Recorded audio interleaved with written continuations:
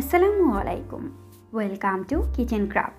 আজ আমি তৈরি করে দেখাবো ব্রেড ক্রাম্বস। বিভিন্ন স্ন্যাক্স আইটেম তৈরিতে ব্রেড ক্রাম্বস ব্যবহার করা হয়ে থাকে। চাইলে মাত্র একটি উপকরণ দিয়ে খুব সহজে ঘরে ব্রেড ক্রাম্বস তৈরি করে নিতে পারেন।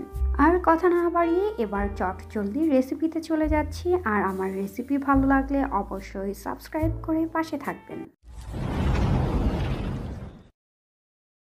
ব্রেড ক্রাম্বস তৈরির জন্য এখানে আমি পাউরুটি নিয়েছি।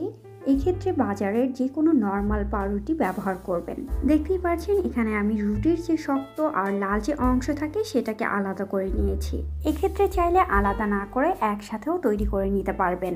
এখন টুকরো করে রাখা পাউরুটি স্লাইসগুলো ব্লেন্ড করে নিব।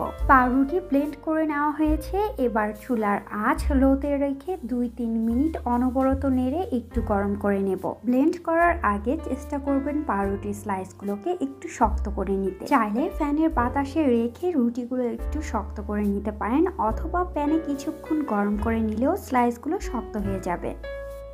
দোকানের ব্রেড ক্রাম্বগুলো দেখতে কিন্তু অনেক কালারফুল হয়ে থাকে। একটু কালারফুল করার জন্য এখানে আমি অরেঞ্জ কালার ব্যবহার করছি। আপনারা চাইলে এক্ষেত্রে যে কোনো কালার ব্যবহার করতে পারেন। এটা অপশনাল, চাইলে স্কিপ করতে পারেন। 2 মিনিট অনবরত নেড়ে চুলার ফ্লেম অফ করে চুলা থেকে নামিয়ে ঠান্ডা করে চেলে নেব। কালারফুল ব্রেড ক্রাম্ব তৈরি। এভাবে তৈরি করার পর কৌটায় ভরে যে কোনো স্ন্যাক্স তৈরিতে ব্যবহার করতে পারেন। কথা হবে আবার নতুন কোনো রেসিপি নিয়ে। সেই পর্যন্ত সবাই ভালো থাকুন।